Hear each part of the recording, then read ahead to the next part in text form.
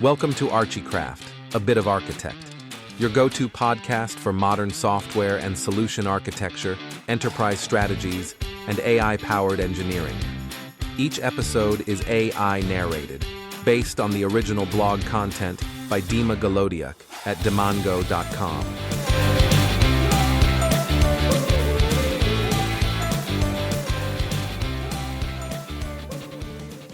You're listening to the 9th episode of the podcast, Archicraft. This episode is titled, The Architect's Guide to Enterprise Agentic AI. In this episode, we explore the fundamental architectural shift that agentic artificial intelligence brings to the enterprise, detailing how to integrate autonomous systems effectively and implement the governance and operational frameworks needed for production-ready deployment. Let's get started.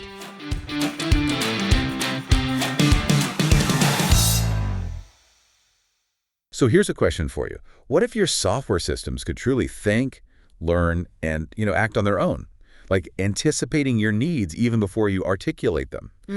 We're talking about a really fundamental shift, I think, in how enterprises are starting to build and deploy AI. Yeah, absolutely. Moving way beyond just simple automation. It's something profoundly more intelligent, more autonomous. Right.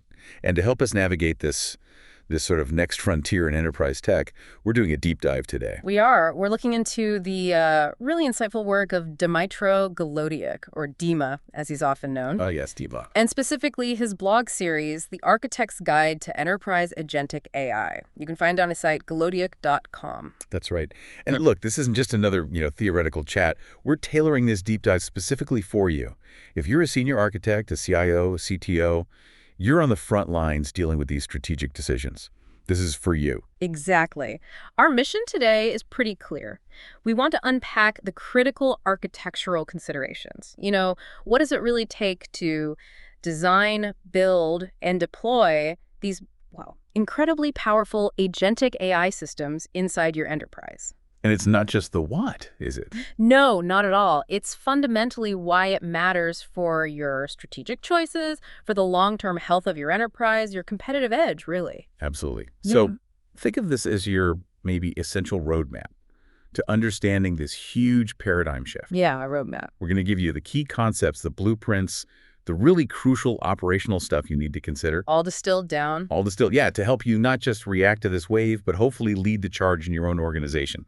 So let's get started. Okay, so let's unpack this term, agentic AI. You hear it thrown around a lot, almost like a buzzword sometimes. Oh, definitely. But Dima Golodiuk, in his writing, he makes it really clear.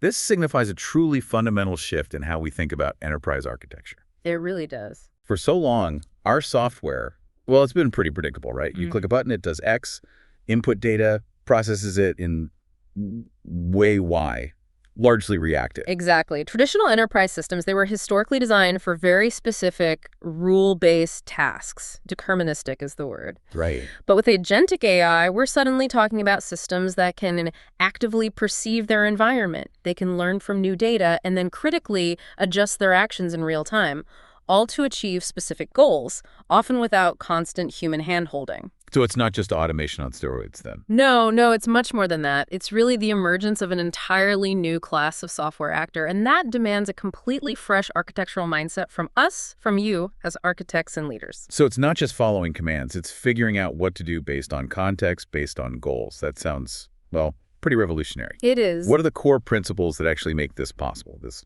autonomous proactive behavior? What are these foundational pillars Dima talks about? Yeah, he lays out 4 key principles that really define an agentic system in an enterprise context. First, and this is non-negotiable, is autonomy. The ability to operate independently, making decisions, taking actions, without needing explicit step-by-step instructions at every single turn. And the value there for an enterprise. Oh, it unlocks massive efficiencies at scale. Think about virtual customer support resolving complex issues end-to-end, or sophisticated fraud detection reacting and blocking transactions in milliseconds, way faster than a human could. So it's not waiting around, it just does. That self-starting capability, that's where the scale comes from. That's exactly it. The second principle is adaptability. Right. This is the agent's capacity to adjust its behavior. based on new data, real-time feedback, changes in its environment. Maybe using reinforcement learning, for example, to evolve its strategies over time. Which makes it good for? Well, tasks that need nuance, flexibility, like reviewing complex legal documents where context might shift subtly, or dynamically recommending products based on how a customer's browsing, their preferences evolving right there in the session. That's powerful. The business world is dynamic after all. What about purpose? That must be central. You're spot on. The third principle is goal-oriented behavior. Every single action an agent takes has to serve a specific objective. And in a well-designed system, these goals can be really layered, quite dynamic. An agent might be juggling a short-term task like retrieve this specific document, while also working towards a much bigger long-term objective, like improve overall user satisfaction across the platform. Aligning the micro decisions with the macro strategy. Precisely, aligning every micro decision with the macro strategies. And then the big promise of AI, right? Getting better over time. Absolutely. That's the fourth pillar, continuous learning. Unlike traditional AI models that often need periodic offline retraining. Right, you take them offline, retrain, redeploy.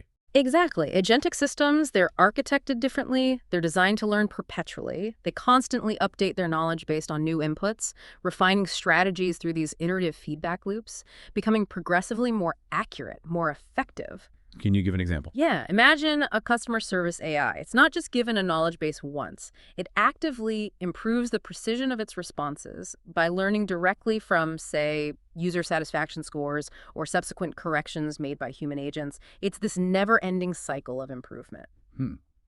That continuous improvement loop brings us to the fundamental operational cycle, what you might call the heartbeat of an agent, the sense, plan, act cycle. How does that work in practice? What's actually driving this? This is the core mechanism, yeah. It kicks off with sense. The agent perceives its environment. It collects data from all sorts of sources, user inputs, system sensors, huge enterprise databases. That's its sensory interface with the world. Okay, it sees what's happening. Then comes plan. Using its cognitive capabilities, and these are almost always powered by a large language model, an LLM, the agent reasons about that sensed information. It formulates a strategy to hit its goal, often by taking a really complex objective and breaking it down into smaller, manageable steps. That's the brain part. Got it. Sense, plan, then act. Then act. The agent executes the plan. It takes concrete actions, maybe calling external tools via APIs, querying specific databases, generating a tailored response for a user. That's the muscle. And it's not just one pass, right? You said iterative. Exactly right. It's not a one-and-done thing. After acting, the agent immediately senses the outcome of that action. It learns from the result and then refines its next plan. Ah, the feedback loop. That's the continuous feedback loop. It's the engine driving its adaptive behavior, constantly observing, strategizing, executing, learning from results, improving with every single cycle. Hey, this sounds incredibly powerful. Massive potential.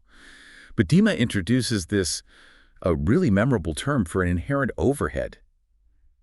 The agency tax. What does that mean for architects, especially, for the CIOs, the CTOs, managing budgets, performance expectations? Right, the agency tax. It's a brilliant term because it captures something crucial. It's more than just a line item. It can be the silent budget devourer if you're not careful. Okay. It's the hidden cost that can turn a seemingly amazing AI project into a financial black hole if you don't account for it right from the start. Yeah. The very things that make agentic AI so powerful, that autonomy, that dynamic planning, they inherently introduce operational overhead.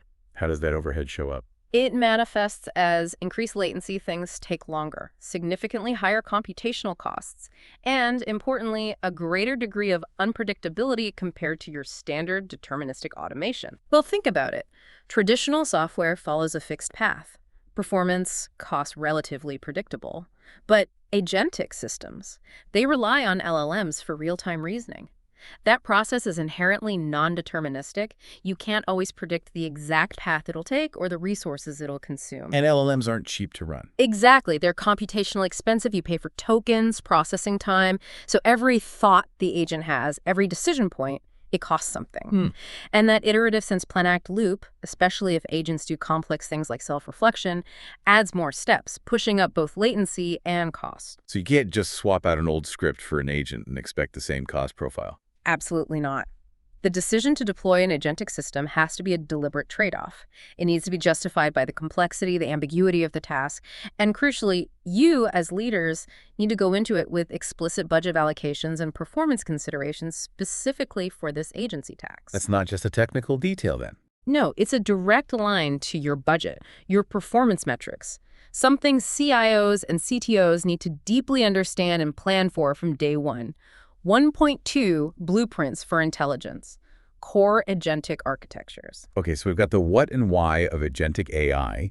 The next big question for any architect is, naturally, how do we actually build these things? What are the blueprints? How do we make this real in the enterprise? Right. How do we structure it? To really build a robust, scalable, production-grade agentic system, it really helps to break it down into its core components. It's not just one big blob of code. No one lays here. Definitely not. It's a composite of interdependent layers. Dima outlines the 6 layers of an enterprise agent architecture. This gives you a clear separation of concerns, a kind of roadmap for implementation. And why is that separation important? Well, it's not just neatness. It's crucial for enabling things like independent team development on different parts. It lets you scale specific components without messing up others. And it gives you granular control over tricky areas like security and observability within what can be a very complex system. Okay, 6 layers. Let's walk through them. Where does the agent even start processing information? It all begins with the perception layer. Think of this as the agent's sensory interface. Its job is to ingest raw input from the environment. That could be text queries, images, system logs, sensor data, all sorts of stuff, often unstructured. Okay. It then parses this input, filters out the noise, maybe structures it, transforms it into a format the next layer can actually work with efficiently. It's the agent's eyes and ears, basically making sense of the incoming chaos. Got it. Data comes in, gets structured. Where does the thinking happen? That's the cognitive reasoning layer. This is the agent's brain. This is where the core decision-making, the planning, the learning, all that happens here. Powered by LLMs, you said? Usually, yes. Powered by one or more LLMs. This layer manages the agent's internal state, processes that structured data from perception, and figures out the best course of action based on its goals and the current situation. Its complexity can range quite a bit, from simple rule engines to really advanced neural nets, depending on the job. So the brain decides. How does it then interact with the world? Do stuff. That brings us to the action execution layer. This is the agent's muscle. It translates the decisions from the cognitive layer into tangible actions. Like calling an API. Exactly. Invoking external tools, calling APIs, running specific functions. And critically, this layer is also responsible for validating that these actions are feasible and safe before they're executed. It also monitors feedback to see how things went. Okay, so far, perception, cognitive, action. It feels like a self-contained unit. Mm-hmm. But you mentioned enterprise-ready. It needs to connect outwards, right? Absolutely. That's the crucial role of the integration layer. This is the connective tissue. It handles the seamless communication and data flow between the agent's internal layers and the wider enterprise ecosystem. So connecting to existing systems. Your existing APIs, your databases, maybe even legacy applications. This layer is what truly makes an agent enterprise ready. It allows it to function within your existing IT landscape without needing a total overhaul. Right. You can't just rip and replace everything. Yeah, usually not, no. And keeping track of all this, especially in a dynamic autonomous system, that sounds like a big job in itself, another layer. It really is. That's the operations layer. Think of it as the systems management plane. Its job is overseeing the real-time performance of the whole agentic system. Monitoring activities, providing feedback mechanisms for that continuous learning we talked about, gathering all the telemetry you need for governance, for optimization. This layer is actually the functional precursor to what we'll discuss later as a dedicated AgentOps practice. Absolutely vital for enterprise use. Okay, makes sense. And the last layer, what powers it all? Finally, you have the infrastructure layer. This is foundational. It provides all the computational resources, the CPUs, GPUs, storage, networking, everything the agent needs to execute complex tasks efficiently. It ensures high availability, scalability, reliability for the entire system. So understanding these 6 layers gives you that implementation roadmap. Exactly. It helps you strategically allocate resources, assign expertise. Different teams can focus on different layers, fostering efficiency. That's a great breakdown of an individual agent. Now, a huge architectural choice comes up for any leader. Do we build one single super smart agent to handle a task? Or do we use multiple agents working together? What are the trade-offs between single agent versus multi-agent systems? Yeah, this is a really primary decision. It dramatically impacts the design, the costs, the complexity. The choice boils down to the complexity of the problem you're trying to solve, and frankly, your appetite for managing risk and overhead. So when is a single agent the way to go? Single-agent systems are generally ideal for focused, specific problems. They're simpler to design, develop, deploy. Why? Because you don't have to wrestle with complex inter-agent communication protocols. Easier to manage. Yeah. And their behavior tends to be more predictable, which makes them easier to debug and monitor. So for a clear, well-defined task, maybe minimal tool requirements, like a specialized bot just answering FAQs, a single agent is often the fastest, simplest route. But what about those really complex, big problems, the ones needing different kinds of expertise or maybe needing work done in parallel? That's exactly where multi-agent systems, MAS, come into play. These architectures use multiple, often specialized, agents that collaborate. They tackle complex problems that would just be too much for a single agent. Divide and conquer. Pretty much. By dividing the labor, MAS enables specialization, allows for parallel processing, and can lead to much more resilient solutions overall. However, and it's a big however, this distributed intelligence introduces significant overhead. Overhead in what sense? Communication between agents, coordination, orchestration, making sure they all work together effectively. It's a trade-off that needs careful thought. And even within MAS, there isn't just one way to set them up right. Tima talks about different multi-agent topologies. That's right. Once you decide MAS is the way, you've got choices on how to structure their collaboration. A common one is the hierarchical vertical architecture. Like an org chart. Exactly like an org chart. Often, you have a manager or supervisor agent. It takes a complex task, breaks it down, and delegates subtasks to specialized worker agents. And the workers report back. Workers do their bit, report results back up to the manager, who then synthesizes the final output. This top-down structure gives you centralized control, a clear chain of command. It's well-suited for structured enterprise workflows, like maybe a complex multi-step approval process. Okay, clear hierarchy. What if you need something more dynamic, more collaborative? Then you might look at a horizontal collaborative architecture. This is decentralized, a peer-to-peer model. Agents interact directly, they share decision-making authority, no central controller. Like a network. Yeah, you can picture it as a graph. Agents talk directly to exchange info, coordinate actions. This topology allows for much more dynamic, flexible collaboration. It's useful in fluid situations where tasks are less predictable. But the downside. It can be significantly harder to orchestrate effectively. Yeah. Governance is tougher. Debugging can be a nightmare because there's no single point of control. It's a bit more Wild West, you could say. And I assume there are ways to mix and match. Oh, absolutely. Many advanced systems use hybrid models. For example, you might have a swarm architecture where leadership can shift dynamically between agents depending on the task phase. Or maybe a graph-based workflow where a supervising node dynamically picks the next agent based on real-time conditions, blending structure with dynamic delegation. This brings us to a really helpful comparison Dima provides in a table. It lays out the key dimensions for choosing between single and multi-agent setups. Super useful for strategic decisions. Yeah, it's a critical decision matrix for any architect. Let's run through the key points. First, design complexity. Single agent. Low complexity, it's one reasoning loop. Multi-agent. High complexity, you're dealing with intricate communication, collaboration strategies, maybe even conflict resolution between agents. So lower initial investment, faster time to market for single agent seems likely. Exactly, which directly hits development costs. Lower for single agents, fewer parts, simpler logic, faster cycles. Multi-agent systems, higher dev costs, more effort to build, test, integrate multiple agents and that whole orchestration layer. And the running costs, the ongoing operational budget hit. That's operational cost. Again, lower for single agents, fewer models to run, less communication overhead. Multi-agent systems are higher. Running multiple agents, maybe different LLMs for each, plus the orchestration layer. That adds up computationally and in monitoring effort. Hits your budget directly. What about scaling? Always a massive concern for enterprise architects facing growing demand. Right. For scalability, single agents are pretty limited. Scaling usually means making that one agent more powerful, which can quickly become a bottleneck, especially for complex or highly parallel tasks. But multi-agent systems. They are inherently highly scalable. You can add new agents for new tasks or add more instances of existing agents to boost capacity. Much like a microservices architecture, it allows for horizontal scaling. Predictability and debugging sound really important, especially when things inevitably go sideways. Oh, absolutely crucial. Predictability and debugging is generally high for single agents. They operate independently, behavior is more consistent, easier to trace, you can follow a clear path. And multi-agent. It's low. There are complex interactions, decentralized decisions, tracing errors, ensuring consistent behavior is much harder. You can get emergent behaviors, the system doing things you didn't explicitly program, which can be highly unpredictable and tough to diagnose. And finally, governance. A huge concern for leaders, particularly with autonomous systems making decisions. Absolutely.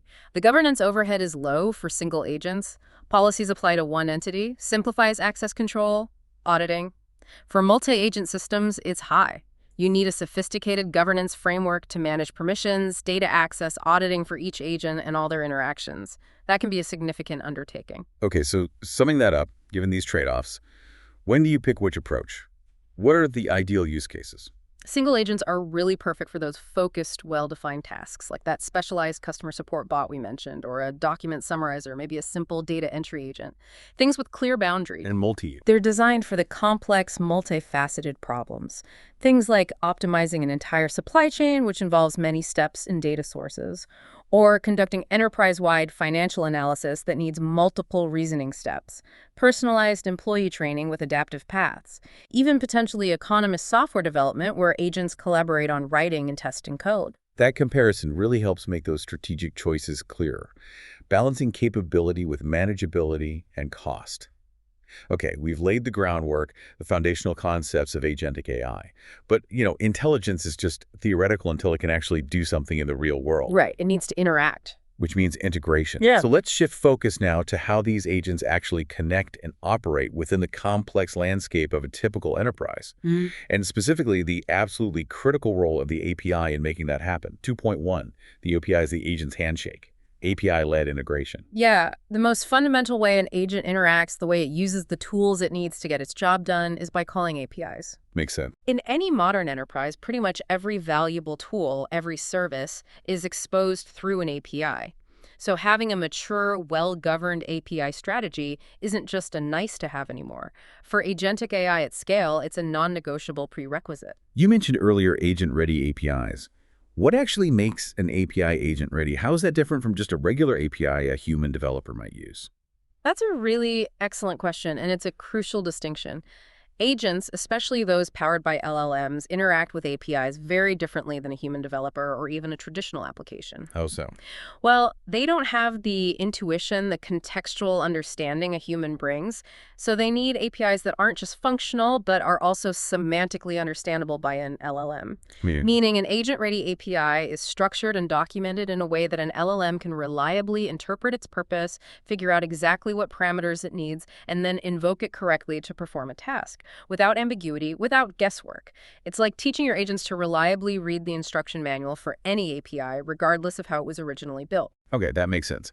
But given that agents are autonomous, maybe unpredictable, giving them free rein to call APIs across the enterprise sounds potentially risky. Oh, hugely risky if uncontrolled. Is this where things like API management platforms, MuleSoft, Anypoint, for example, become absolutely critical? Absolutely indispensable.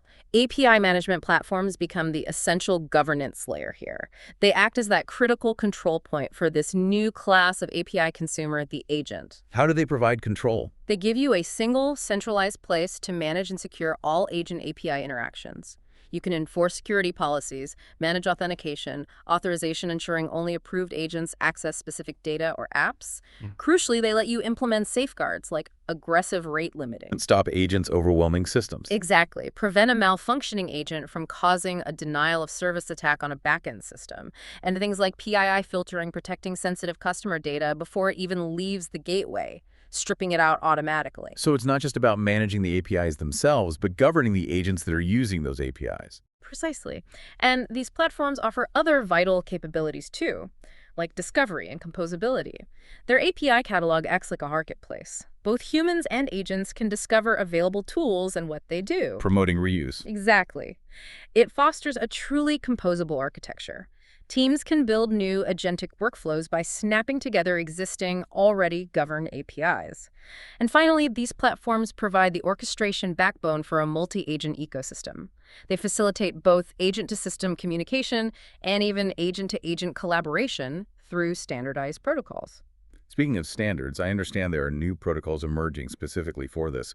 What are the key protocols for agentic communication that architects need to have on their radar? Yeah, there are a couple significant ones gaining traction. First is the Model Context Protocol, or MCP. MCP. Okay. This is a standard specifically designed to transform any API, even legacy ones, into a structured, agent-ready asset that an LLM can easily understand and use.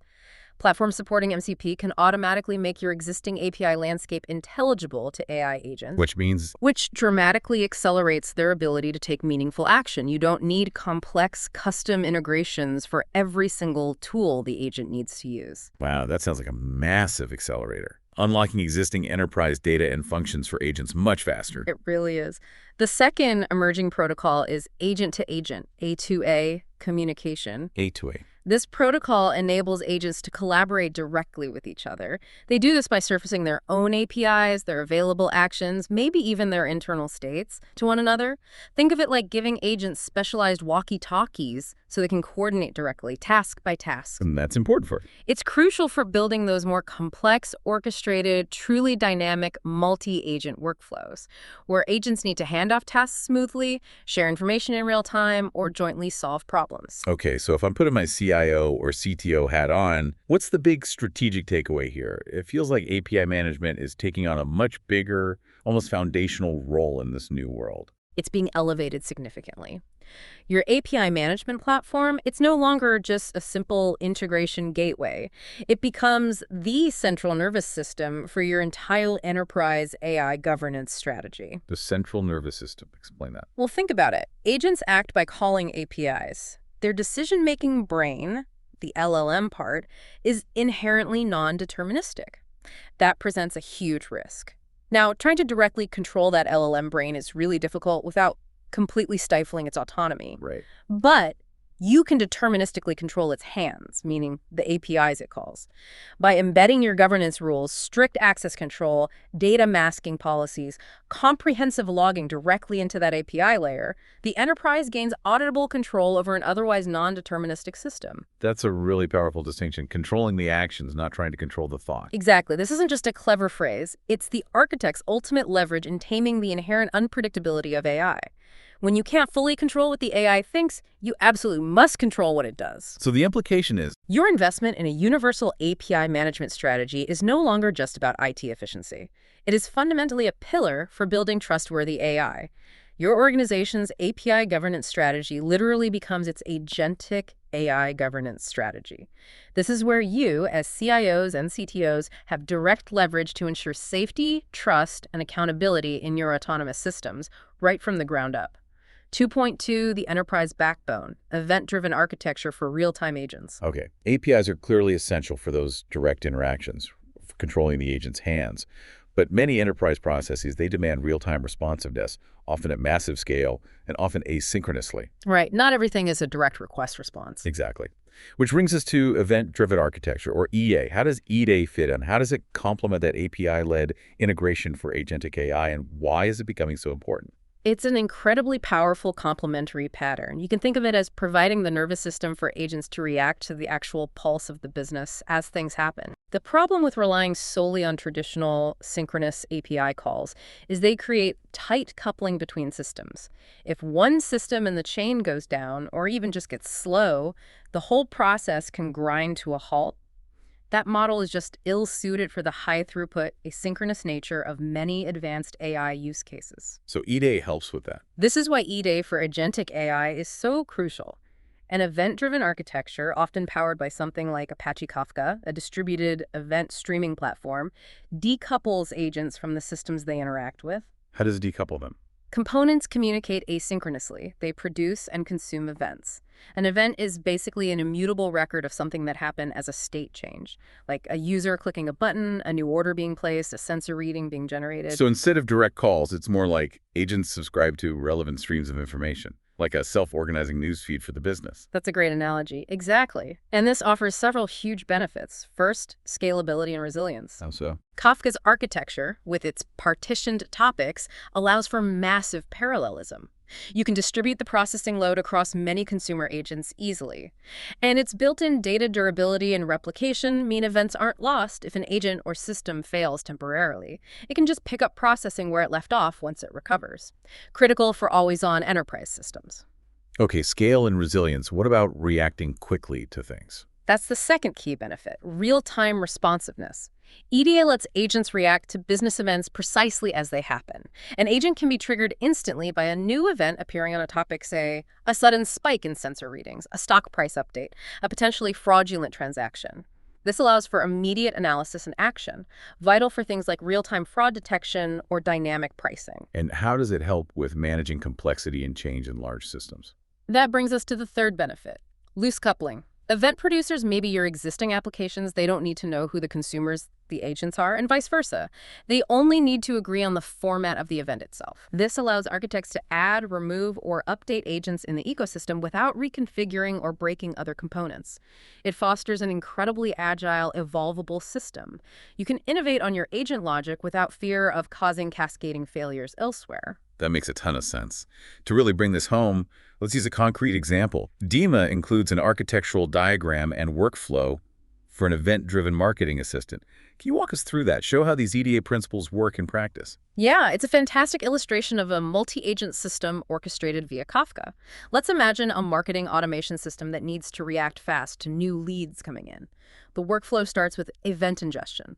A user fills out a web form on your site. This action generates a new lead event. This event gets published to a specific Kafka topic. Let's call it lead.new. That's the raw input hitting the system. Okay, raw data. Instantly available for reaction. What's the first step in processing it?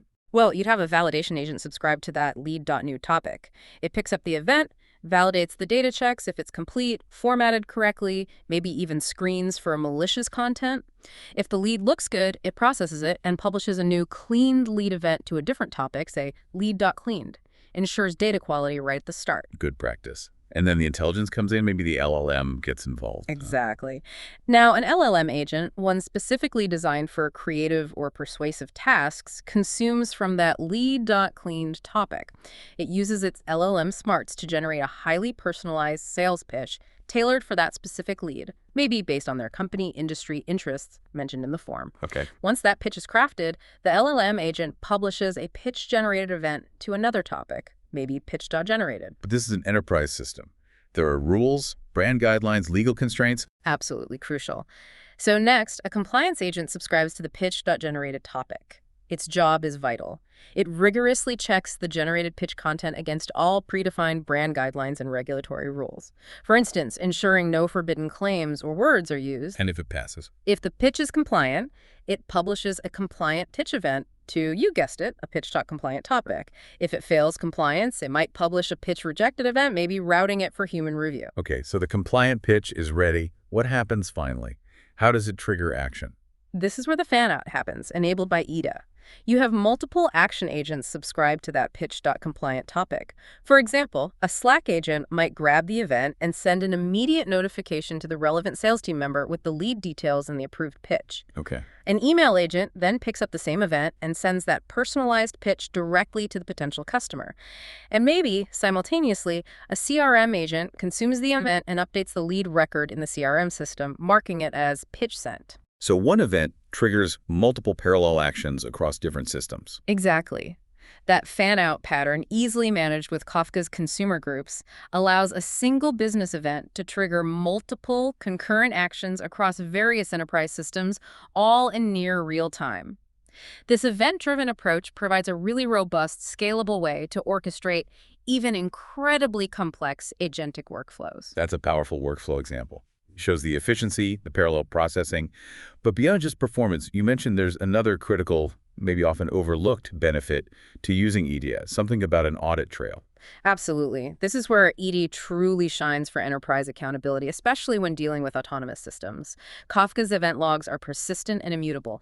This inherently creates a built-in chronological audit trail of every single decision an agent made and every piece of information it acted upon. Which helps with the black box problem. Directly addresses the black box problem, that major barrier where it's hard to understand why an agent did what it did.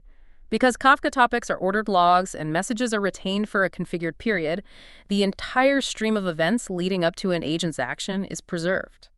So if something goes wrong, If an agent makes a mistake, or if there's just a question about its actions, an engineer or an auditor can simply replay that event stream. They can create a temporary consumer, read the historical messages, and reconstruct the exact context of any decision the agent made at any point in time. wow, so you get a complete immutable record of its thought process and the data it saw at the time, like forensic playback. Exactly like forensic playback. It makes ED not just an architecture for high performance and scale, but fundamentally an architecture for transparency, for auditability, for robust governance. It provides a powerful debugging and forensics tool that's absolutely essential for building trust in autonomous systems within the enterprise.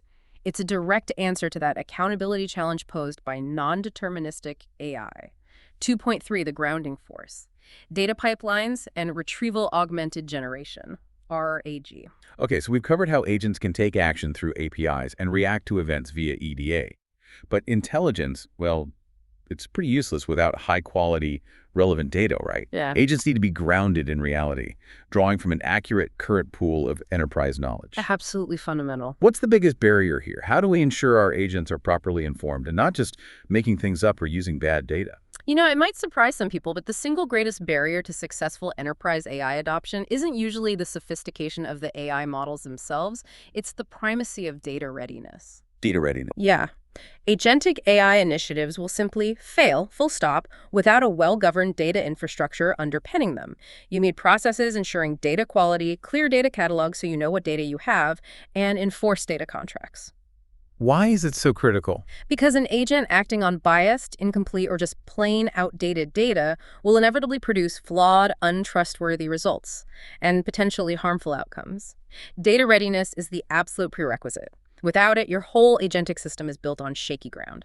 So building the pipeline to feed these agents, it sounds like it's way more complex than just traditional ETL, right? Yeah. What goes into building an agentic data pipeline? You're spot on. It's often a sophisticated, sometimes even agent-driven system in its own right. You need several key components. First, data collector discovery agents. Agents finding data for other agents. Kind of, yeah. These are autonomous agents designed to scan your entire enterprise landscape, your APIs, databases, document stores, to discover and catalog available data sources.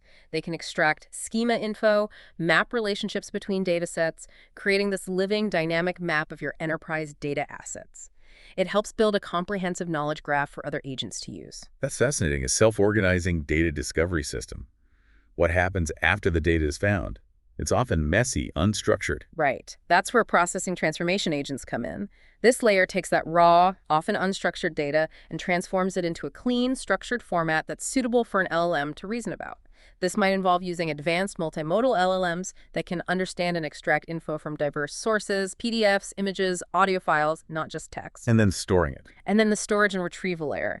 This is where the processed, categorized data gets stored in appropriate databases. That could be relational databases for structured stuff, NoSQL for semi-structured content, and critically for AI, vectored databases. Vector databases for embeddings, right? Exactly. For storing the numerical representations, the embeddings needed for efficient semantic search. Which brings us neatly to RAG. Right. Retrieval-Augmented Generation, or RHAG.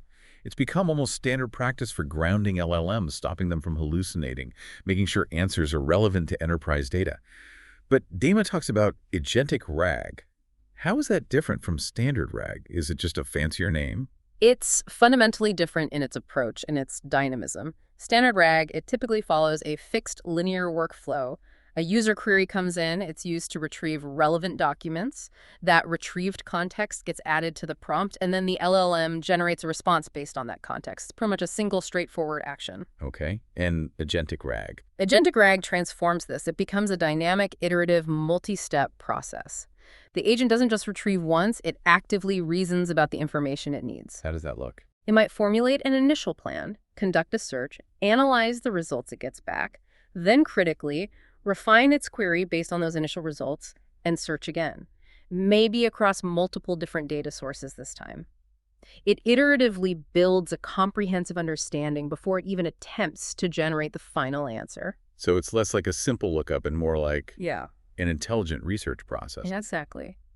Dima calls it less single action and more a conversation with the data. The agent is constantly refining its understanding, probing the knowledge base. That sounds much more powerful. It is. This ability for dynamic problem decomposition, for iterative refinement, is a cornerstone of advanced agentic platforms, like NVIDIA's AIQ blueprint, which we can touch on later. It's how agents navigate really complex information landscapes effectively. Okay, you mentioned vector databases are critical for ag, but is there a hidden challenge there? Something architects need to be really watchful for? Something that could silently degrade performance over time? Yes, there's a crucial operational detail that often gets missed initially. It's the challenge of embedding drift. Embedding drift. Yeah. Vector databases are great for efficient semantic search using those embeddings. But the embeddings stored in that database were generated by a specific embedding model at a specific point in time. Okay. Now, what happens if, over time, the underlying data distribution changes? Maybe you start adding completely new types of documents. Or maybe your organization decides to update to a newer, better embedding model. Ah, I see. The new embeddings might be different.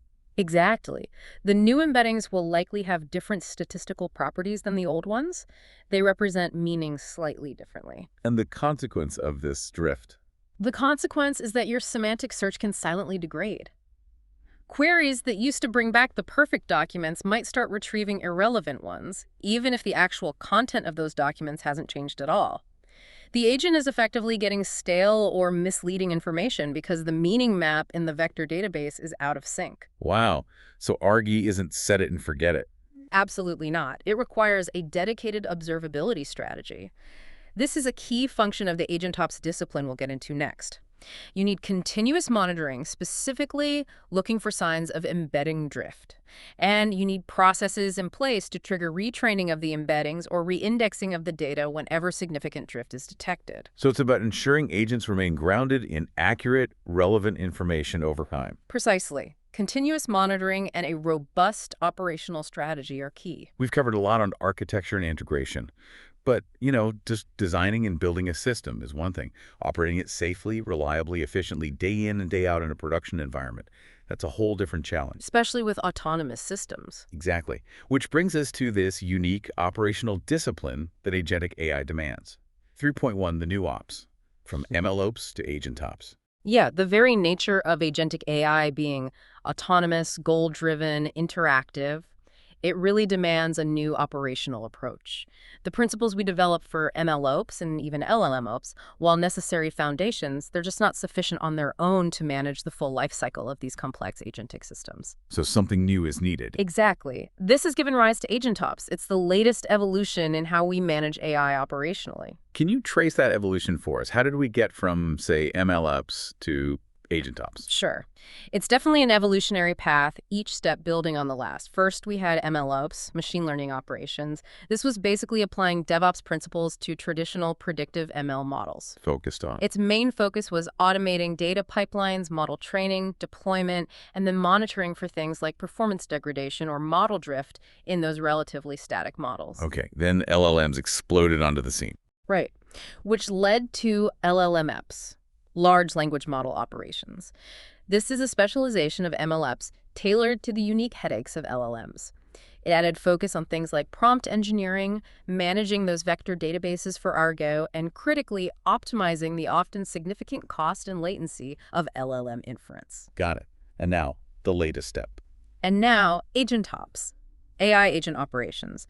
This is a new operational layer that builds on both MLOps and LLMOps. Its focus isn't just on the model itself, but profoundly on the behavior of the autonomous system. Behavior meaning? Meaning, AgentOps is concerned with managing those multi-step, goal-driven workflows we talked about, orchestrating complex interactions between the agent and its tools, ensuring the reliability of multi-agent logic if you have multiple agents working together, and absolutely critically, providing deep transparency into how the agent is making decisions.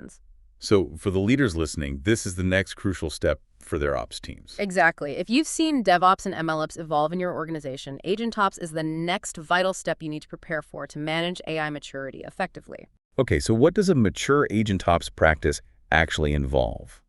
What are the core pillars an organization needs to build?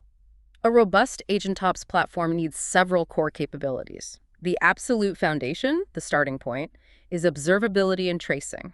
Deeper than just logs and metrics. Much deeper, it's about having complete visibility into the agent's internal thought process. This means capturing detailed logs, yes, but also metrics and, crucially, traces of every single event in the agent's lifecycle.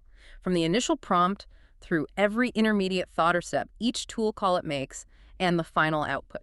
And you mentioned a key feature for debugging. Yeah, a really key feature here, invaluable for untangling complex issues, is session replay. This lets an engineer literally step through an agent's entire decision flow, almost like debugging code, to pinpoint exactly where things went wrong or just understand its rationale. That sounds like a game changer for debugging these non-deterministic systems. What else is critical for keeping them running smoothly? Next up is monitoring and alerting. This includes the real-time dashboard tracking key operational metrics, latency, error rates, costs, etc. But more importantly, it involves automated anomaly detection. Finding weird behavior. Exactly. Automatically identifying deviations from normal patterns, a sudden spike in errors, an agent getting stuck in a costly infinite loop, maybe unexpected tool usage, and triggering automated alerts to the right teams before these issues significantly impact users or blow the budget. And speaking of budget, given that agency tax we discussed, managing cost must be front and center. Absolutely critical. Cost management is vital. Remember, every step an agent takes can potentially incur a cost. LLM tokens, external API fees, database queries. So AgentOps needs capabilities to track token usage and API costs, often on a per agent or even per user session basis. And you need to be able to set budget thresholds that can trigger alerts or even automatically halt execution to prevent runaway spending. Makes sense. And finally, ensuring quality. Right. The last pillar is evaluation and benchmarking. This is essentially the quality assurance function for AgentOps. It means continuously testing the agent's performance against a suite of standardized or custom benchmarks. Why continuously? To ensure the quality of its output remains high, to measure improvements over time, especially with that continuous learning, and critically, to prevent performance regressions when underlying components like the LLM it uses or the tools it calls get updated. Okay, this sounds comprehensive. It probably requires a whole new category of tools to build this observability stack. Yeah. What does the tooling landscape look like for AgentOps right now? It's evolving very rapidly, as you'd expect. You're seeing specialized platforms emerge, like Langsmith or AgentOps.ai. These are purpose-built specifically for the unique challenges of tracing and debugging these complex, multi-step agentic workflows. Are the established players getting involved? Yes, definitely. Even established observability giants like Datadog are actively expanding their LLM observability suites to include specific features for AI agent monitoring, allowing teams to map out an agent's decision path and correlate that directly with security events or cost metrics, all in one place. What if an organization prefers open source?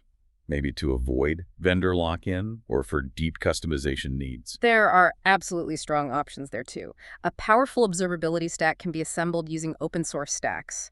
A common configuration people refer to is the LGTM stack. LGTM. Yeah, standing for Loki for logs, Grafana for visualization and dashboards, Tempo for traces, and Mimir, or Prometheus, for metrics. This gives you a lot of control and flexibility. And integration is key, presumably. Absolutely critical. Whichever tools you choose, they need to integrate seamlessly with the popular agent development frameworks your teams are likely using, things like LangChain, CrewAI, Autogen. And they need to plug into your existing enterprise CI/CD pipelines to automate the testing and deployment processes. It's clear how this builds on MLOps and LMOPOS, but goes significantly further. Maybe we can quickly highlight the key differences using DMIS framework, just to solidify the distinctions. Sure, that's hopeful. MLOps, primarily focused on managing the lifecycle of traditional predictive ML models. Core challenge, model drift, data pipeline reliability, key artifacts, training data, model versions, automation focus, retraining, deployment pipelines. Okay. LMOps specializes in deploying and optimizing the large language models themselves. Core challenges: high inference cost, latency, prompt engineering, mitigating hallucinations, manages prompts, embeddings, fine-tune model weights, automation focus, prompt testing, RA system evaluation, cost optimization. Right. And AgentOps. AgentOps. focuses on managing the behavior of autonomous, goal-driven agents and potentially multi-agent systems. Core challenges: workflow orchestration complexity, decision-making transparency, tool use reliability, ensuring agent safety and alignment with goals, manages agent configurations, tool definitions, multi-agent communication protocols, relies heavily on deep decision traces and session replays, automation focus, agent evaluation frameworks, self-healing workflow monitoring, detecting anomalous agent behavior. That really clarifies the distinct focus. This landscape gives architects concrete options for implementing that robust operational control needed for agentic systems. 3.2, Taming the Agent. Security and risk management. That's a really thorough look at agent ops. But with all this discussion of autonomy, of agents acting independently, we absolutely have to tackle the other side of that coin. The double-edged sword, as you called it earlier. The risk. Exactly. The inherent need for really robust governance and security. How do we tame these powerful agents? What frameworks can guide us here? You're right, the autonomy is the superpower, but it also introduces novel risks. Risks that can have significant business, financial, reputational consequences if not managed properly. So a robust framework for governance and security isn't just a nice to have, it's basically the license to operate these things in an enterprise. So where do we start? A leading framework to apply here is the NIST AI Risk Management Framework, RMF. It's technically voluntary, but it provides an essential set of guidelines for identifying, assessing, and managing AI-specific risks. Its 4 core functions are really critical for building trustworthy agentic AI. Okay, let's break those down. What's the first function in managing AI risk according to NIST? First is govern. This function is all about establishing a culture of risk awareness within the organization, and crucially, defining clear lines of accountability. For agentic systems, this means predefining policies and assigning ownership. Who is responsible if an autonomous procurement agent goes rogue and overspends its budget, or if a customer service agent gives dangerously incorrect advice? You need to know before it happens. Right, establishing responsibility up front. What's next? Second is map. This involves understanding and documenting the complete context in which the agentic system will operate. You identify all stakeholders, you map out the data sources the agent will consume, and you proactively anticipate potential negative impacts. Like bias. Exactly. Like an agent perpetuating bias in a hiring workflow because it was trained on skewed historical data, or violating user privacy by mishandling sensitive information it accesses. Mapping these risks out is key. So understanding the potential harms from the start before you even deploy. Precisely. Then the third function is measure. Here, you develop and apply metrics, both quantitative and qualitative, to evaluate the agent's trustworthiness characteristics. Things like its fairness, its privacy-preserving capabilities, its robustness against errors or attacks, and its transparency or explainability. And this ties back to agent ops. Directly. This function connects straight into the agent ops practice and the KPIs we'll discuss shortly. It provides tangible ways to assess and track risk over time. Finally, the fourth function is manage. Taking action. Taking action based on the risks you've identified and measured. This focuses on implementing specific controls to mitigate those risks. This is usually a combination of technical safeguards like security policies enforced by your API gateway and procedural safeguards like mandating a human-in-the-loop review before an agent can execute a high-stakes decision. Okay, that NIST framework seems like a solid foundation. But traditional cybersecurity threat models, things like Stride, they probably don't fully capture the unique risks of AI, do they? Especially these dynamic agents. They absolutely don't. Traditional models just weren't designed for AI's unique failure modes, things like goal misalignment, where the agent does something technically correct but harmful, or unpredictability, data poisoning attacks, adversarial evasion, where attackers trick the model. So we need something more specialized. Yes. In response, specialized frameworks like Maestro have been developed. Maestro stands for Multi-Agent Environment, Security, Threat, Risk, and Outcome. It provides a structured, layer-by-layer approach specifically for threat modeling complex AI and agentic systems. It analyzes risks across 7 distinct layers of the typical AI stack, from the hardware right up to the agent's goals and interactions. Can you give us some concrete examples of the kinds of AI-specific threats Maestro helps uncover? Things Stride might miss. Sure. Maestro helps identify threats like model extraction. This is where an attacker tries to steal your proprietary model, maybe by repeatedly querying it and analyzing the responses to effectively reverse engineer its internal logic. Wow. or communication channel attacks. In a multi-agent system, an attacker might try to intercept or manipulate the messages passing between collaborating agents. That's a huge concern for those more complex architectures. And critically, agent goal manipulation. Changing the agent's objective. Exactly. An attacker finds a way to corrupt an agent's stated goals, causing it to perform harmful actions intentionally. Imagine a trading agent being manipulated to maximize losses instead of profits due to some malicious input it receives. Maestro helps you think through these agent-specific attack vectors. Those are definitely serious and unique challenges. Okay, beyond the frameworks, what are some practical safeguards, things architects can implement right now for safer enterprise integration? Yeah, several practical technical safeguards are absolutely essential. First, as we've touched on, the API gateway serves as a security choke point. It is the primary enforcement point for agent security. It must be configured with strict authentication, fine-grained authorization, least privilege, and aggressive weight limiting to control exactly what tools an agent can call, when, and how often. Preventing denial of service, preventing unauthorized action. What about data protection? That leads to data security and privacy by design. Your agentic data pipelines, the ones feeding the agents, they must incorporate security from the ground up.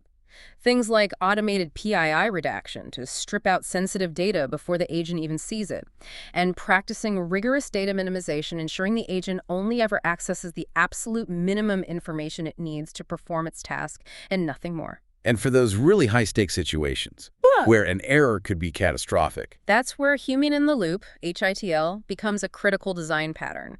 For any high-stakes or potentially irreversible action, think large financial transactions, critical medical diagnoses, legal judgments, the agentic workflow must be designed to include a human checkpoint. So the agent proposes, the human disposes. Essentially, yes. The agent can do the heavy lifting, prepare an analysis, recommend an action. But a qualified human expert provides the final validation and explicit approval before the action is executed. This is vital not just for risk management, but also for building organizational trust, especially in the early days of adoption. It really sounds like a fundamental mindset shift is required here. You mentioned shift left for security and software development.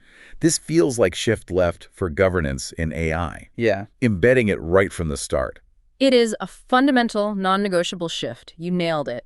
For traditional software, security often felt like a day two concern, something you addressed with scans and tests after the core relationality was built. Right. For non-deterministic autonomous agents, that approach is dangerously inadequate. The potential failure modes are just too vast, too unpredictable, too potentially damaging to be contained effectively after the fact.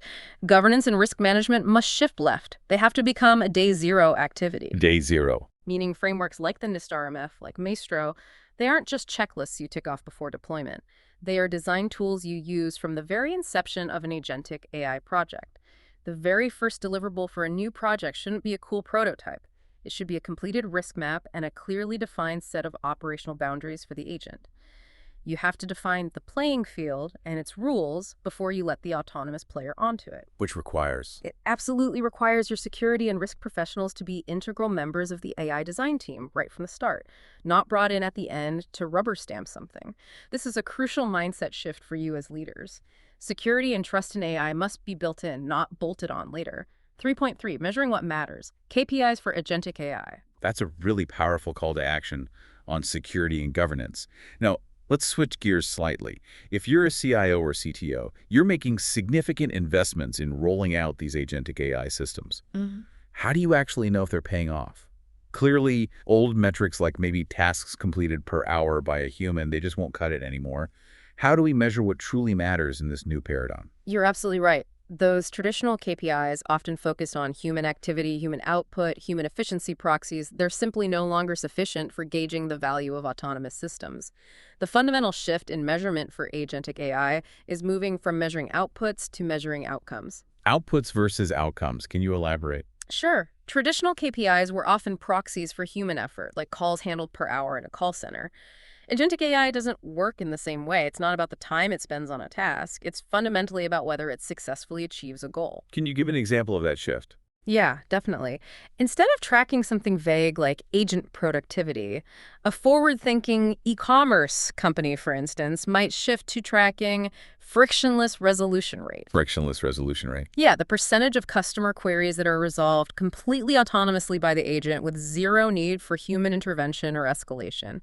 This KPI directly measures the desired business outcome, improved customer experience, reduced operational load on human agents rather than just counting how many tasks the agent ticked off. It's about the value delivered, not just the activity performed. Okay, that makes sense. So if you're the CIO or CTO, how do you present a holistic picture? How do you show business leaders the true performance, connecting the technical nuts and bolts to strategic impact? Is there a framework for this? Yes, DIMA proposes an excellent 4-quadrant KPI framework for agentic AI. Think of it like a balanced scorecard. Designed specifically for these systems, it helps provide that complete 360-degree view. 4 quadrants. Let's break them down. What's the first? Okay, let's start with system quality. These are the fundamental operational metrics, the health of the system itself. Under this, you track model latency. This is the raw speed of the agent's brain, how quickly the LLM processes a request and generates its part of the response. High latency kills user experience, so measuring milliseconds per generation is key. What else in system quality? Then, especially crucial for our guys' systems, retrieval latency. The time it takes the agent to fetch relevant data from external knowledge sources. This is often the biggest bottleneck in overall agent performance, so optimizing average retrieval time per query is vital. Okay. Also, error rate, the percentage of agent requests or actions that fail or result in an error. A high error rate points to underlying issues, maybe with the tools it's calling, the data it's accessing, or its own internal logic. Tracking the percentage of failed tool calls or nonsensical responses is important. And cost is in here too. Absolutely. Token throughput and cost. This directly measures the operational cost. How many LLM tokens is it churning through per unit of time, and what's the associated monetary cost?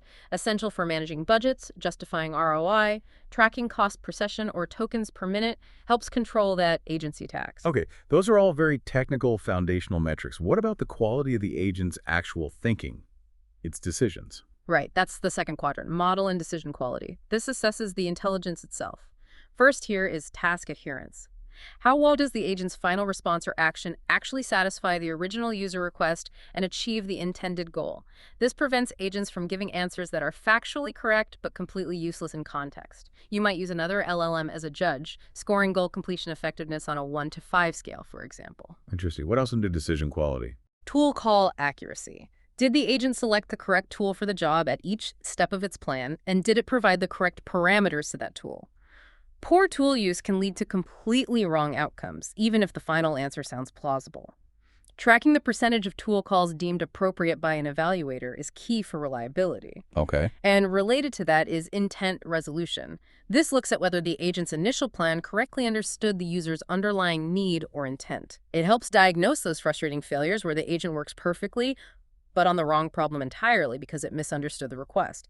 Again, an LLM's judge score on how well the initial plan aligns with the user intent can measure this. Makes sense. What about the human side? How are actual users experiencing this?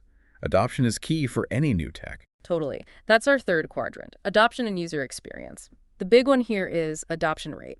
What percentage of your target users are actively, regularly using the AI agent? This is arguably the ultimate measure of whether it's providing real value. Low adoption means a failed project, regardless of how clever the tech is. Think monthly active users, MAU. What else indicates user acceptance? Intervention frequency. How often does a human need to step in, correct the agent, or take over the task completely? A high intervention rate suggests the agent isn't truly autonomous or isn't trusted enough yet for its intended role. It creates operational friction. You could measure this by tracking escalations to human agents per session. And direct feedback.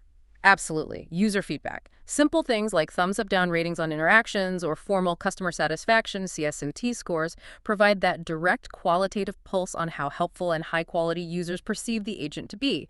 Captures the human perception of value. Okay, 3 quadrants down.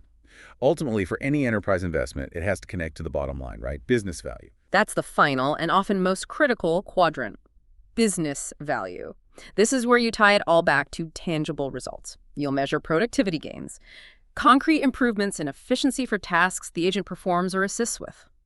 This directly quantifies the time and effort saved, think reduction in average handle time for support cases, or hours saved generating reports. core to the ROI calculation. Direct savings, too. Yes, cost savings, illustrating direct financial savings from deploying the agent. Maybe reducing software licensing costs by automating a process previously done by expensive software, or achieving a high containment rate for support chats, potentially reducing agent headcount needs, links directly to bottom line impact. And a holy grail revenue. Exactly. Revenue impact. This is often the most powerful KPI. Assessing the agent's role in directly driving new revenue or preventing revenue loss, this links the agent directly to top-line growth. Examples: improve conversion rates from AI-driven product recommendations in e-commerce, or reduce customer churn because of proactive AI-driven support outreach. Wow. That four-quadrant framework really provides a holistic picture. It lets you connect the dots for business leaders, showing how the technical implementation translates directly into strategic outcomes and proves ROI. It feels like a fundamental shift in measuring success for these new intelligence systems. We've covered so much ground today, really dug into the core concepts, the architectural blueprints, those critical integration patterns like APIs and ADA, and the absolute imperative for robust operations, security, and smart measurement with agent tops. It's a lot to take in. It is. Now, let's try and look ahead a bit. Think about the future. How do we avoid creating new silos as these agentic systems proliferate? How do we build a cohesive vision for what's next in the enterprise AI journey? 4.1, the Agentic AI Mesh, a vision for the composable enterprise. That's a really important question. As organizations inevitably scale up their AI initiatives, there's a very real danger of creating a new generation of tech silos. You end up with fragmented, inconsistent, difficult to govern pockets of agentic solutions that don't talk to each other effectively. The opposite of what we want. Exactly. The Agentic AI Mesh is an architectural vision specifically designed to head off this problem. It proposes a composable, distributed, and ideally vendor-agnostic framework. The goal is to enable seamless, secure interoperability between all your intelligent assets, your agents, your traditional systems, your data products right across the enterprise. So it's not a product you buy off the shelf. No, not necessarily. It's more a set of architectural capabilities and standards that you adopt and build towards within your organization. What are those core architectural capabilities that define this agentic AI mesh? What does it need to provide? Well, first, it needs agent and workflow discovery. Think of this as a centralized, organization-wide catalog or registry of all available agents and agentic workflows. Like an internal app store for agents. Kind of, yeah. It allows developers and even other systems to easily discover and reuse existing AI capabilities. This prevents reinventing the wheel and promotes standardization. Critically, a system should be able to invoke an agent or a workflow without needing to know its specific underlying implementation details. That fosters true composability. That sounds like it could dramatically speed up development and encourage reuse. What else is key? Then perhaps the most critical component is the AI Asset Registry. This is envisioned as a governed repository that explicitly externalizes and manages key AI-specific assets, treating them as first-class enterprise intellectual property separate from any single vendor's platform or toolchain. What kind of assets are we talking about? Things like your version-controlled system prompts and agent configurations, the carefully crafted instructions that define agent behavior, your battle-tested recipes. Also, a governed registry of all the tools, the APIs, available to agents across the enterprise, complete with strict access controls. And maybe most uniquely what Dima calls golden records. Golden records. These are curated, human-verified examples of high-quality inputs and their corresponding desired outputs. These are invaluable for training new models, for evaluating agent performance consistently, and for providing effective examples during in-context learning for RAS systems. Why is having this separate governed registry so critical from an enterprise architecture perspective? Because it ensures that your organization's most valuable AI intellectual property, the actual recipes for intelligence that you develop, isn't locked away inside proprietary black box solutions from vendors. It ensures portability, reduces vendor lock-in, and increases your overall technological resilience. It's fundamentally about owning your AI capabilities, not just renting them. Makes strategic sense. What's the finite capability of the mesh? Finally, the mesh concept includes universal observability and governance. This essentially extends the principles of agent hops and the risk management frameworks we discussed across the entire ecosystem.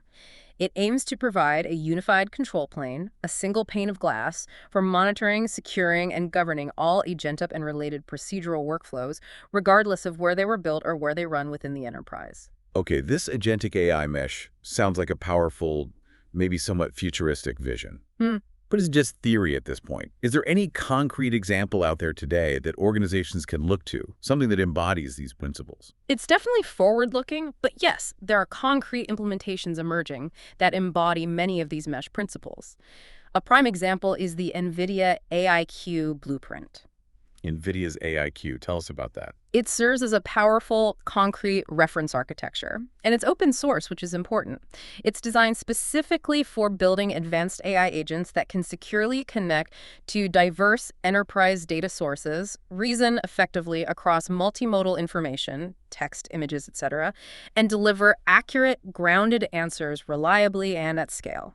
It provides a tangible path for organizations wanting to build this kind of capability. What are the core building blocks that make it work? What's under the hood? The blueprint rests on three key pillars of NVIDIA technology. First, NVIDIA NIM, NVIDIA Inference Microservices. These are performance-optimized, cloud-native microservices designed to accelerate the deployment and efficient execution of AI models in production. Second, NVIDIA NeMo Retriever. This is a suite of microservices specifically built for creating enterprise-grade RAG pipelines.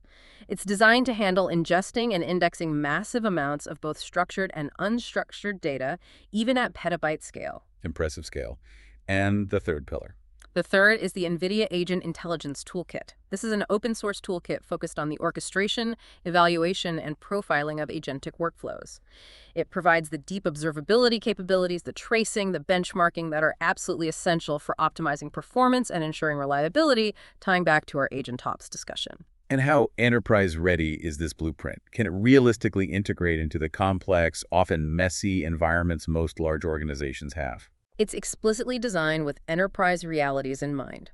It can be deployed on-premise, which is crucial for organizations with strict data security or regulatory requirements. It provides connectors to hook into a wide range of existing enterprise data sources, your ERP systems, CRMs, data warehouses.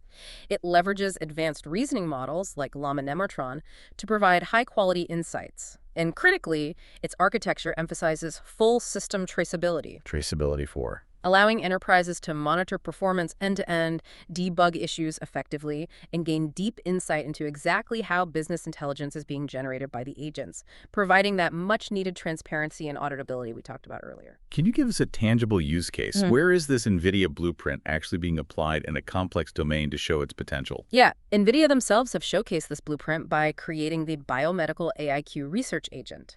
This is a sophisticated multi-agent system designed to tackle the incredibly data-intensive challenge of biomedical research. What does it do? It can rapidly review vast quantities of scientific literature, formulate complex hypotheses about potential protein targets for diseases, and then even hand off those identified targets to a connected virtual screening agent that searches for novel drug candidates that might interact with those targets. Yeah. That sounds transformative. It really showcases the potential in high-stakes applications like drug discovery. Agentic AI, built on a solid blueprint like AIQ, can dramatically accelerate research cycles that would otherwise be incredibly manual, time-consuming, and expensive. This isn't just abstract theory, it's a working model demonstrating how you can architect your enterprise's AI future. 4.2. Concluding recommendations for the enterprise architect. This has been an incredibly rich deep dive. We've journeyed all the way from defining agentic AI through its architectural layers, the integration patterns, the operational imperatives, right up to the future vision of the agentic AI mesh, using Dmitry Golodiuk's guide as our map. It's definitely a journey. Absolutely. So as we bring this all together, how should enterprise architects listening today approach this journey? What's the pragmatic way to adopt this powerful but complex technology? What's the roadmap look like? That's the key question, how to get started responsibly. The journey toward a mature agentic enterprise is absolutely a marathon, not a sprint. It demands a pragmatic, phased adoption approach, one that carefully balances the understandable excitement and drive for innovation with those non-negotiable enterprise demands for security, governance, and rock-solid reliability. So stages, not a big bang. Definitely stages. We can think of it as a phased adoption roadmap, maybe structured in 3 distinct tiers. Each tier progressively increases the level of autonomy and complexity, building on the capabilities matured in the previous stage. Okay, let's outline those tiers. Where should organizations begin, especially those just dipping their toes into agentic AI? You should absolutely begin with Tier 1. Establishing controlled intelligence. What does that mean? Start small.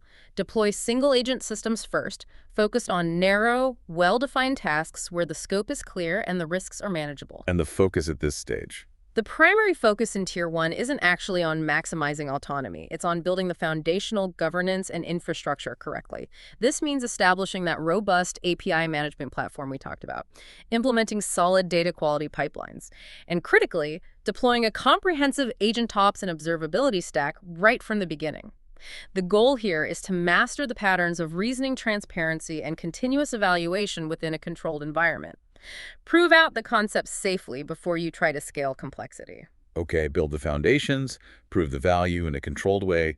Once that's solid, what's the next step? Tier 2. Once those foundational controls are in place and working well, the organization can confidently move to Tier 2, implementing structured autonomy. Now you can start exploring multi-agent systems, but using structured orchestration patterns.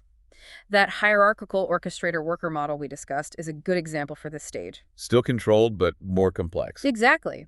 At this tier, architects define clear, secure operational boundaries within which these collaborating agents can operate with greater independence. The governance frameworks you built in Tier 1 are then extended and applied to manage the interactions between these agents, ensuring a controlled expansion of autonomy. Got it. And the final, most mature stage, Tier 3. Realizing that mesh vision. That's Tier 3, enabling dynamic intelligence. This represents the full realization, or at least the journey towards, the agentic AI mesh vision. It involves deploying more dynamic, potentially collaborative, multi-agent systems, perhaps utilizing those advanced agent-to-agent A2A communication protocols. And the prerequisites for this stage. This tier really requires having a fully functional AI asset registry in place to manage your core AI IP. It likely needs a dedicated AgentOps team with specialized skills. And it demands a deep, mature integration of AI governance principles into all aspects of your enterprise architecture. It's the pinnacle, built on all the foundational work done in Tiers 1 and 2, offering the greatest flexibility, power, and scale. That phased approach makes a lot of sense. So, as architects guide their organizations along this path, what are those final core guiding principles, the things they should maybe mentally engrave on their blueprints and instill in their teams? Yeah, these are the principles that should really underpin every decision you make as you architect your organization's agentic future. 4 key things to keep top of mind. First, and maybe the most important strategic lever we discussed, govern the hands, not the brain. Controlling actions, not thoughts. Exactly. Don't get lost trying to make the LLM perfectly predictable. You can't. Instead, focus your governance efforts relentlessly on the agent's points of interaction with your enterprise. The APIs it calls, the events it consumes, the data it accesses. Control those integration points deterministically, and you can safely manage the agent's actions and outcomes, even with a non-deterministic core. Okay. Number 1, govern the hands. What's next? Second, data readiness is a prerequisite. Say it again and again. No agentic AI initiative should even begin without a clear and critically funded strategy for ensuring data quality, access, and governance. Your agent is only as good, only as trustworthy as the data that grounds it. Garbage in, autonomous garbage out, with potentially serious consequences. Ignoring data readiness is building on quicksand. Couldn't agree more. Principle 3. Third, related to operations. Design for observability from day one. AgentOps isn't an afterthought you bolt on if you have time. It is a core design principle that must be baked into your systems from the very beginning. Every agent, every workflow must be instrumented for deep tracing and monitoring from its inception. Without it, as we said, you are truly flying blind into the complexity and potential costs of these autonomous systems. You won't understand why they do what they do. Flying blind is never good. And the final principle, the overarching goal. The final principle is simple but crucial. Balance autonomy with accountability. The ultimate goal here isn't just to achieve maximum autonomy for autonomy's sake. The goal is to build effective autonomous systems, systems that operate reliably, securely, and transparently, all within a robust framework of enterprise-grade accountability and trust. Finding that right balance is absolutely critical for long-term success, adoption, and ensuring AI serves your business goals without introducing unacceptable risks. #, out your rent. Wow. What an incredibly insightful deep dive today. We've really journeyed through Dmitry Golodiuk's, the Architect's Guide to Enterprise Agentic AI. Yeah.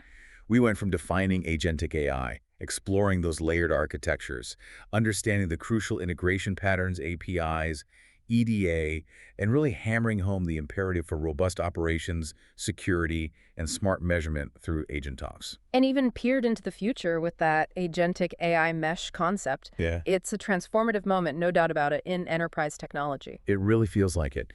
And as you, listening, consider implementing these powerful autonomous systems in your own organizations, maybe ask yourself this: are you just building another piece of software? Or are you truly architecting a new form of intelligent organizational capability, one that could fundamentally redefine what's possible for your enterprise? That's a profound thought to reflect on. It is. We strongly encourage you to explore Dima Golodiev's full series. It's excellent on www.golodievs.com. And start thinking about how to apply these architectural principles in your own strategic planning. The time to start thinking is definitely now. Absolutely. Thanks so much for joining us for this deep dive.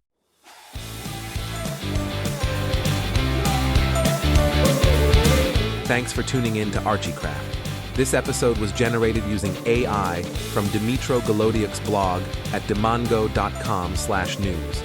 If you enjoyed this episode, follow the show on your favorite platform and share it with fellow architects and engineers. Until next time, build smart, architect with intent.